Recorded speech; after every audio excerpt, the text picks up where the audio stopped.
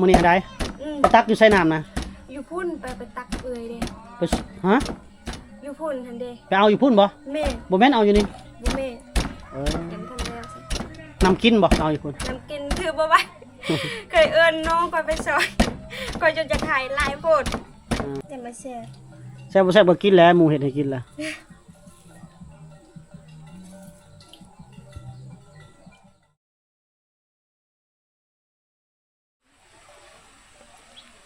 สบายดีท่านผู้ชมสบายดีปะลุงอาทุกท่านเด้อยินดีต้อนรับเข้าสู่ช่องบ่าวจอยชนบทลาวท่านผู้ชมอีพีนี้บ่าวจอยเดินทางเข้ามาถ่ายทำคลิปลงช่องบ่าวจอยพาเที่ยวเนาะมาพี่แล้วท่านผู้ชมเนาะทางบ้านนางเอกเก่าว่าซั่นซะ บ้านน้องแตงท่านผู้ชมเนาะมาถ่ายทำลงช่อง YouTube บ่าวจอยพาเที่ยวมาแล้วก็นี่ก็คือเห็นนี่ก็เฮือนน้องแตงบนน้ำสมเห็นน้องแตงเพิ่นอยู่เฮือนพอดีเนาะก็หลายปีแล้วได้ทำบริถ่ายน้องเพิ่นมื้อนี้สิขออนุญาตเพิ่นถ่ายทำนำเล็กน้อยก่อนเนาะเพราะว่าเราเอิ้นขึ้นกินข้าวเด้เพิ่นกำลังแกงหน่อไม้ท่านผู้ชมน้องเราเด้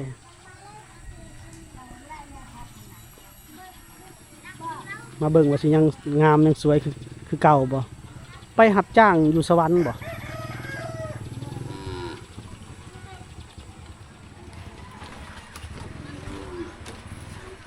ขึ้นมาเฮือนเพิ่นแล้วท่านผู้ชมมาตอนนี้ก็คิดเห็นมุมเก่าๆแต่ก่อนนะ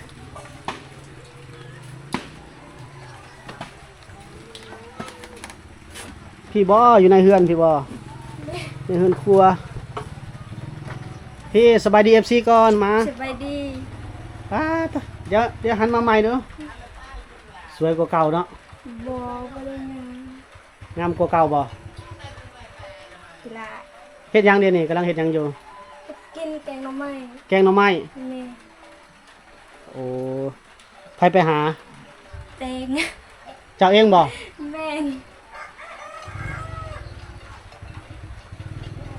เดี๋ยวนี้ไปทำงานอยู่ไสเดือนนึงเดือนไปทำงานตอนนั้นไปทำงานอยู่ไสอยู่สวรรค์เป็นเด็กเสิร์ฟอยู่สวรรค์เป็นเด็กเสิร์ฟแม่อยู่สวรรค์นี่แต่จักปีบ่ปี2 เดือนแล้วก็มาบ้านโอ้อยู่2 เดือนแล้วก็มาพี่อีกอยู่สโปนเด้บ่ได้เฮ็ดบ่อยากสโปนบ่เซาแล้วหันเสริมสวยนะเซาแล้วบ่ไหวเป็นจังได๋คือว่าลูกค้ามาหลายโพดลูกค้าหลายแม่นลูกค้าหลายแล้วเงินเดือนได้ซะเงินเดือนล้านนึงชีวิตข่อยเข้ามัน500,000ก็บ่ไหวน้องบ่ไหวก็มีสตาร์ทมันเริ่มต้นมัน500,000แม่นโอ้แล้วขยับขึ้นมาเป็นล้านนึงแม่นล้านนึงก็บ่ไหวเนาะงานลูกค้าหลายเนาะบ่ไหวลูกค้ามาแล้วมันข่อยสะพวกนี้ล่ะก็ติดใจแบบนั้นโอ้แสดงว่าเจ้าเฮ็ดเก่งเนาะข่อยน้องบ่ไหวกันข่อยหักมาข่อยออกแต่หานอายน่ะข่อยเข้าหานเอ้ยนั่นอีกแล้วก็ลูกค้ามาก็สะพวกมาตลอดลูกค้าผู้หญิงบ่หรือผู้ชายผู้หญิงเดี๋ยวขยันคันผู้ชายสิยันเขามักเจ้าแล้วเขามาตลอดแม่นว่าก็ข่อยออกแล้วว่าสิได้จะออกเป็นลายเวียกเติบมันเนาะอยู่หั่นเนาะลายอยู่สักคืนแม่บ่ได้เฮ็ดแบบตัดเล็บทาเล็บยังก็ได้บ่เป็นบ่เป็นอยู่ธรรมดาโอ้แบบคันแต่งลวดลายแล้วบ่เป็นเนาะแม่เฮ็ดลายก็บ่เป็นสะผมลายโพดก็เมื่อยอยู่ใด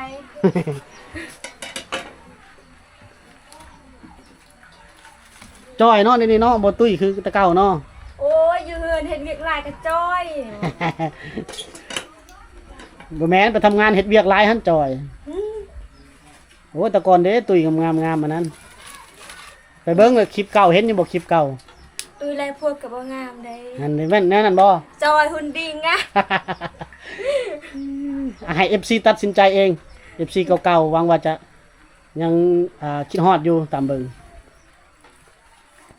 โอ้ยเดี๋ยวมาอยู่บ้านอยู่เฮือนนี่ก็ตุ้ยคืนนี่กินข้าวหลายๆเห็น ข่อยกินข้าวบ่แซ่บ กินข้าวบ่แซ่บกินฮอดผู้บ่าว บ่แม่นบ่มีผู้บ่าว ให้หยังแหละ ซึ่งกินข้าวบ่แซ่บ มันอยู่บ้านเฮานี่แซ่บดอกกินข้าว อันข่อยมื้อเฮือนนี่ป้ากินจะแซ่บแม่ก็ว่ากินหลายบ่ มาเฮือนแล้วกินข้าวแซ่บแล้วเนาะ แม่นอยู่พูดแล้วกินข้าวก็บ่แซ่บ ปิดหน้าใส่กล้องนะกว่าเว้านะ FC กับเพิ่นก็อยากเห็นหน้าแหละไผอยากเห็นข้างโอ้มาเฮือนแล้วกินข้าวแซ่บมาเนาะ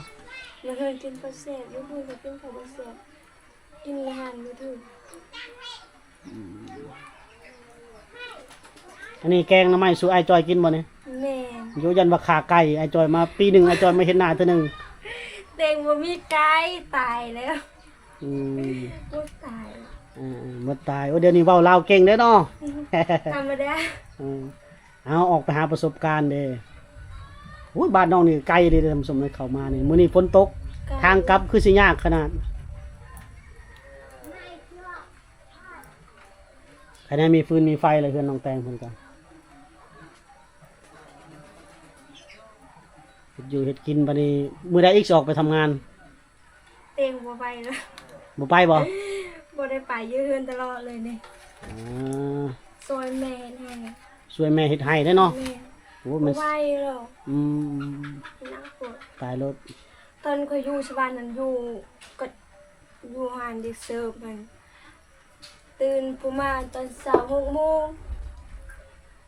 ปิดหานประมาณ1 โมง12 โมงเฮ็ดหลายอย่างเลย ตื่นตอนเช้าจักโมงก็ 6 โมง 6 โมงเช้า แม่ บัดปิดห้านเด้ ประมาณ12 โมง1 โมงอะ 12 โมงกลางคืน แม่1 โมงกลางคืน โอ้ยพอคือมันจักชั่วโมงอันนี่ หน้าจนลง ตาข่อยโอ้บ่ได้แล้วเว้ย สมพอจังจอยเนาะ แม่น่ะข่อยจอยลงเลย งานหนัก ประมาณ3 เดือนข่อยอยู่หั่น โอ้งานหนักเงินเดือนน้อย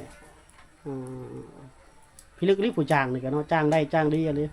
ล้างถ้วยเนี่ยเป็นเด็กเสิร์ฟเนี่ยล้างพักแล้วปัดหั่นแล้วล้างทุกอย่างเลย อ่าบ่ได้ไปเที่ยวไปลิ้นเต้ บ่ บ่เนาะ ปิดหานแล้วก็นอน อ่า ไปเล่นยันตื่นสวยเด้ เขาให้ได้ เขาให้เนาะ ให้เอ้ยบ่ตื่นสวยไปได้ส่วนก็บ่ได้ไปลินซั่น อืม บ่กล้าไปยันตื่นสวย ใครชวนก็บ่ไปเนาะ โอ้พอสิไปบ่กล้าไปยันตื่นสวยอยู่ผู้เดียวอยู่2 คนใครเด้ ไปเฮ็ดงานอยู่พุ่นมีหมู่ไปนํบ่ ไปผู้เดียว ไปผู้เดียวโอ้เก่งเลยเจ้าก็เนาะ โอ้ว่าอยากได้เงินเนาะเก่ง โอ้อยากได้เงินแล้วอดทนแล้วเนาะ เพิ่นเอาแหละ ไปผู้เดียวก็ไป ผู้เดียวก็ไป บัตรได้เงินเดือนเลยเฮ็ดได้เงินเดือนล่ะ หมดซื้อเครื่อง หมดซื้อเครื่องได้ฝากมาให้แม่อยู่บ่ ฝากบ่ได้หลาย ฝากบ่ได้ เดือน ล่ะ หนึง500,000เต็งใส่500,000 อ่า แบบนี้ ให้เพิ่นน่ะ500,000 แม่ เจ้าใส่500,000 แม่ หารครึ่ง แบ่งคนละครึ่งหนึง แบ่งครึ่ง แต่เคยอยู่เป็นแม่บ้านที่ประมาณเฮ็ดเวียกประมาณ8โมงกลางคืนเมื่อประมาณ3โมง5โมงตอนเช้าบ่ไหว ถือว่าเธอก็ไปหาประสบการณ์ท่านผู้ชมบ่ถ้าอยากเห็นน้องแตงมันไปเบิ่งคลิปเก่าบ่จอยเด้อท่านผู้ชมเนาะน้องแตงคนสวยโอ้ยตอนนั้นเพิ่นกำลังขึ้นสาวใหม่ๆบ่จอยเห็นนะเนาะ แม่น โอ้ยตอนนั้นแลงาม ตัวนี้ก็ได้ดอก ตอนนี้ก็งาม แต่ว่าตอนนั้นจะงามในแบบต้นคนกำลังขึ้นใหม่โอ้ยคันเจ้าบ่ไปทำงานน่ะไอ้ปั้นดังแล้วปั้นนี่ปั้นเป็นคนดังแล้วปั้นนี่นะ โอ้ยบ่ได้ดังง่ายหรอกตั้งเผ็ด เฮ็ดจังได๋ปั้นนี่ ตั้งเผ็ดก่อน ตำมักเพชร ใส่ได้บ่เอ้ยกินได้บ่ บ่ใส่เพชรหลายปลาตัวสิใส่มื้อนั้นเลยบ่ แต่เฮ็ดกินได้เด้เฮ็ดกินใส่ เฮ็ดกินเก่งแล้วบ่เดี๋ยวนี้ ธรรมดา โอ้เขามีเวลาสิไปปลูกข้าวให้น้ำดอกหรือถ้าเอามักแตงใหญ่พุ่นบ่จังไปหาเนาะ ก็แล้วจะได้ FC อันกำลังคิดฮอดไปปลา FC อีกแล้วนี่จื้ออยู่บ่มองกินข้าวมองเก่าแท้นี่จื้อบ่ จืออยู่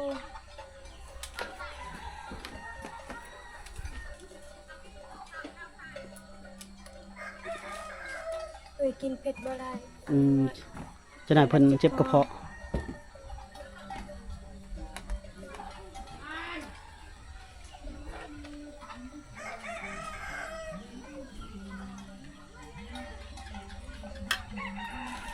โอ้มื้อนี้มีโอกาสได้พบพ่อนางเอกเก่าโดยบังเอิญได้ท่านผู้ชมบ่ได้ฮู้ได้ว่าน้องเพิ่นอยู่บ้านก็ได้เห็นแต่น้องเพิ่นไปทำงาน เมื่อดีแหละคอยมือแต่ชักให้ บังเอิญเนาะ แม่น แต่น้องบ้านน้องเราใกล้ๆกับบ้านบ่จอยท่านผู้ชม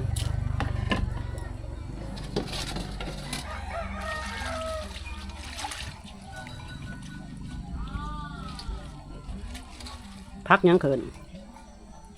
ยังผูกสาระที่ฟังเพชรตึกตำนี่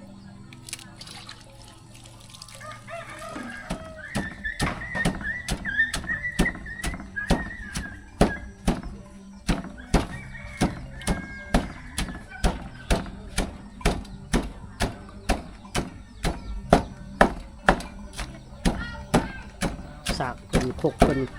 คักก็ได้ท่านผู้ชมโคกเลย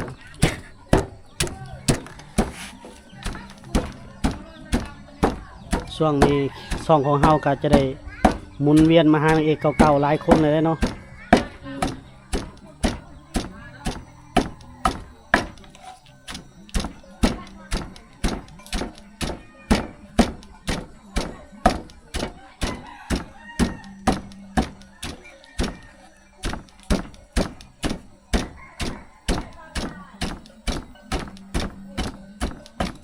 พ่อแม่ยังบ่มาบ่ ยัง ยังอยู่ให้เด้เนาะเพิ่นไปซักข้าวให้บ่มื้อนี้ แม่นไปนำกัน มื้อนี้น้องแตงนี่ไปปลูกข้าวให้ท่านผู้ชมเนาะแต่บังเอิญเพิ่นมาก่อน มาก้อนน่ะก็ตักน้ำหนึ่งข้าว โอ้มื้อนี้อันใด อืม ไปตักอยู่ไสน้ำนะ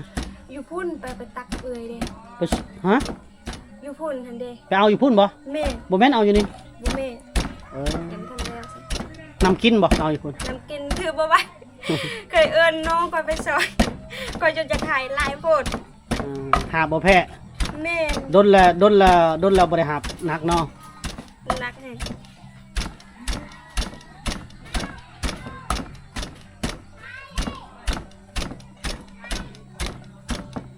น้องแตงเวอร์ชันนี่ FC คงจะ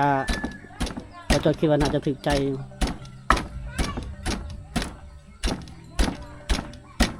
เดี๋ยวสิไปหารูปเก่าๆมาติดมาเฮ็ดรูปโปรไฟล์ให้เบิ่งเปรียบเทียบตอนพุ่นกับตอนพี่นุ่งสิ้นอีกได้ดูเรียบร้อยกว่าแต่เก่าประสบการณ์สอนให้คนเนาะท่านผู้ชมคนเฮาถ้าบ่ออกจากบ้านบ่เห็นด่านเดินไกลเนาะถ้าบ่ไปหาเฮียนก็บ่มีความรู้เพิ่นก็ยังว่าเนาะน้องเราก็ออกไปหาประสบการณ์ไปฮอดเวียงก็ถือว่าเก่งแล้ว บ่ฮอด ยังบ่ฮอดเนาะ ยังบ่ฮอดเอ้ยดาพาไปถ่ายโอ้ยเต็งยาน ได้ไปฮอดแล้วไทยหรือยัง บ่ฮอด อยาก ยาน เขาอยากพาไปไทย แม่นเอ้ยพาไปถ่าย แต่บ่ไปเนาะ ยานเด้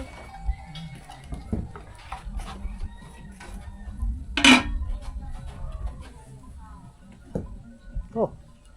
เอามือจับโลด ไปมื้อเฮือนเฮ็ดกินตลอดเลย โอ้มาเฮือนนี่เฮ็ดกินตลอด แม่นน้องข่อยอยากกินกันเราขี้ข้านแกงตลอดข่อยแกงแล้วกินสบายๆแกงอยู่เฮือน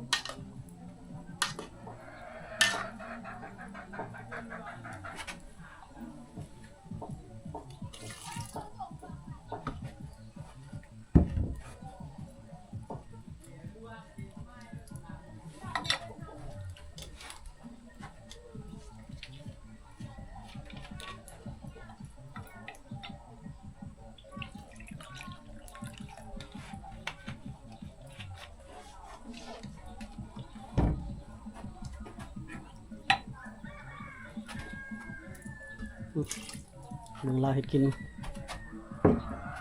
แต่ก่อนเฮ็ดกินยังบ่เก่งแต่ก่อน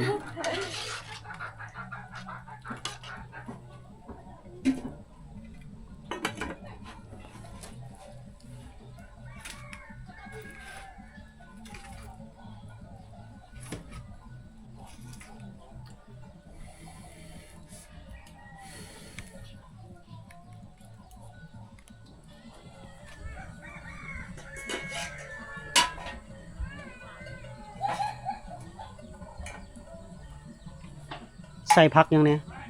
เพิ่นยังนี่ อายกับบูฮูกันบ่แม่นเอาผักบัวเนาะ สาวคอยเอิ้นว่าบัสเกียว บัดสะเกียว แม่น ต้นมะฮุ่งยังหลายอยู่มะฮุ่งยังมีอยู่บ่เดี๋ยวนี้ บ่มีหมดตาย อยู่หน้าเด้ซะอยู่หน้าเด้ อยู่หน้าบ่ อืม แต่ไม่ได้ไปสิ เครื่องปลูกของฟังหน้าเพิ่นก็มีได้ท่านผู้ชมไปย้อนเบิ่งอีคลิป EP เก่าๆของน้องแตงเพิ่นท่านผู้ชมถ้าอยากเบิ่งก็เดี๋ยวเฮาจะไปใส่ใน EP เดิมมาละ playlist เดิมตั้งแต่รุ่นพอจอยเฮ็ด YouTube ใหม่ๆพุ่นเด้สมัยนั้นกำลังหัดทำ YouTube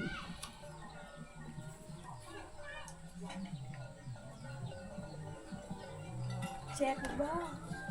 เอ้าก็แซ่บเราใส่เกลือไปนัวใส่ปลาแดกแซ่บอยู่กังวลเนี่ยยันบ่แซ่บเพิ่นว่า แต่มาแซ่บ แซ่บบ่แซ่บบ่กินแล้วหมู่เฮ็ดให้กินแล้ว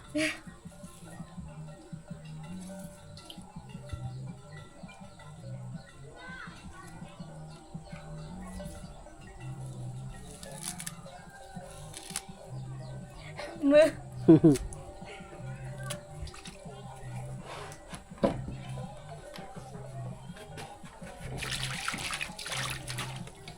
นอนอยู่เฮือนนี่ผู้บ่าวมาล้มอยู่บ่ ก็บ่ได้เห็นหน้าผู้บ่าวซั่นก็เห็นผู้บ่าวแล้วก็ปบ เอ้าคือว่าจังซั่น โอ้อายเขาบ่าวโอ้มีผัวกับหมู่อยู่บ่เห็นผู้บ่าวแล้วก็ปบ อืม มีบ่มีก็ย่าแหละ ผู้บ่าวนํเว้าหยอกว่ามีผัวคือหมู่อยู่บ่ แม่นอายคอยเว้าหั่น โอ้ อเลิศหั่นเด้ เออ ว่ามีผัวกับหมู่อยู่บ่เห็นผู้บ่าวแล้วก็ปบแล้วว่าคันฮอดดองแล้วว่าไข้เครื่องว่านั่นล่ะเราบ่เคยหายเด้อข่อยเด้ ไอ้เลิศนะ แม่น โอ้ยเราแพงเจ้าอ้ายเพิ่นเด้อท่านผู้ชม อันเป็น อ้ายเพิ่นทุกครั้งที่น้องแตงเพิ่นอยากออกเมืองเซโปนบ่หรือมาแต่เมืองเซโปนอยากเข้ามานี่โทรหาอ้ายเพิ่นแล้วไปรับเอาอ้ายเพิ่นก็แล่น ไป ไปหา หายเราตลอดเลยแต่เราบ่ได้หายก็ เราเห็นบ่จอยอยู่ตลาดนี่อ้ายเพิ่นนี่โอ้ยเว้าบ่ได้หยุด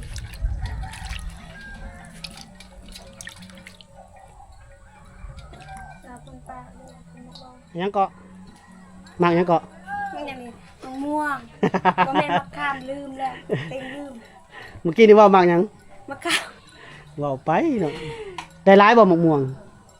ลายลูก มะม่วงมาแต่นาผมบ่มาแต่ไห้บ่ มาแตนา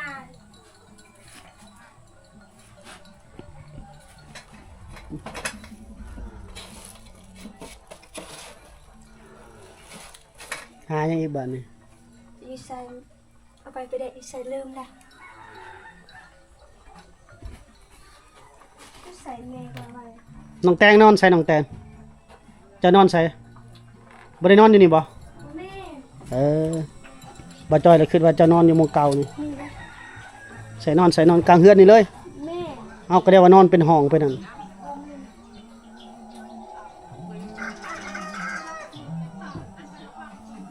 เฮือนเพิ่นท่านผู้ชมตอนบ่จอยมาตอนนั้นบ่มีไฟได้บ่มีไฟฟ้าเด้อจนเพิ่นได้ไฟฟ้าสุกแล้ว ชุบแล้ว ไวเนาะอืมกลิ่นหอมผักสะงงผักสะแงะจักผักเนี่ยบ้าบริกินจักปีแล้วฝีมือน้องแตง เอ้ยลังคนก็ได้ โอ้ย ลงตักแล้ว ล้างน้ำฝนนี่แหละสบายกว่าน้ำล้างมือก็ตักให้อีกกินข้าวแล้วกินน้ำล้างมือเนาะ แม่ กินได้บ่น้ำล้างมือ เหือแตก ไปให้กินข้าว เอาน้ำแกงบ่ใส่ น้ำแกงหน่อไม้นะ จะไล่บ่ อ๋อ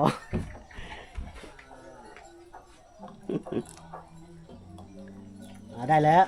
ไอ้ถามไปซื้อตัวกันเนาะ ใส่ละลายลูก อืม เราอาจกินละลาย หน้ำไม้ยังนี่เคยหน้ำไม้ยัง เบื้องนี้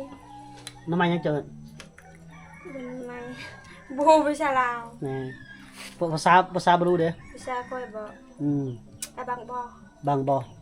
หน้ำไม้ซอดบ่เนาะ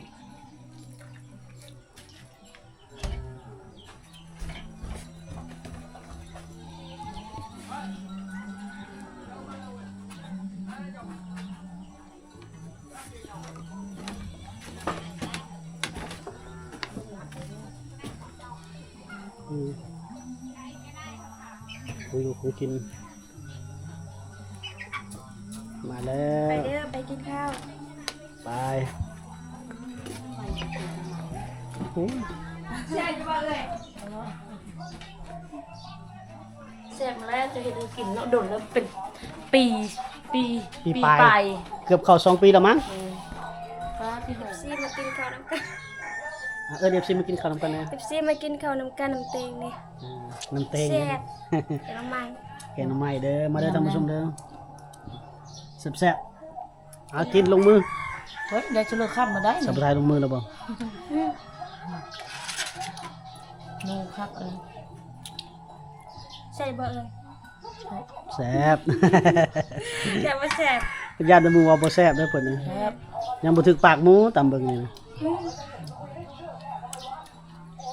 ทำไมคุณไทยเด้ ทำไมคุณหายแซ่บอยู่แล้ว มาต้มข้าวเหนียวนะ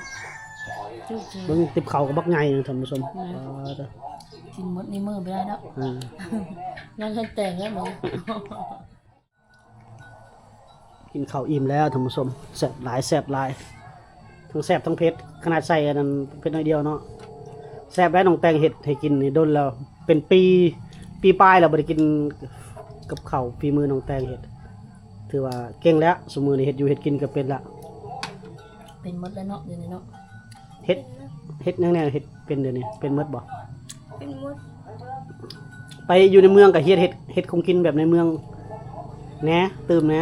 แม่ โอเคท่านผู้ชมกินข้าวกินน้ำอิ่มแล้วจะขอปิดคลิปไว้ก่อนเนาะพบกันใหม่ในโอกาสหน้าเด้อ เพราะว่าบ่ฮู้ว่าสิมีโอกาสเข้ามาหาน้องเพิ่นบ่เนาะเพราะว่าอยู่ไกลกันเด้ไกลกันเติบเลยท่านผู้ชมเนาะพุ่นละมื้อหน้าจะมายามน้องเพิ่นใหม่เด้อท่านผู้ชมพบกันใหม่ในพี่หน้าสำหรับพี่นี้สบายดีน้องแตงสบายดี FC เพิ่นก่อน สวัสดี บ๊ายบายล่ะบ๊ายบายแนมกล้องเด้อโด พอละ โดนละเด้ เว้ยเราเก่งกว่าเก่าตัว เพราะเราเก่งขึ้นนะ อ่า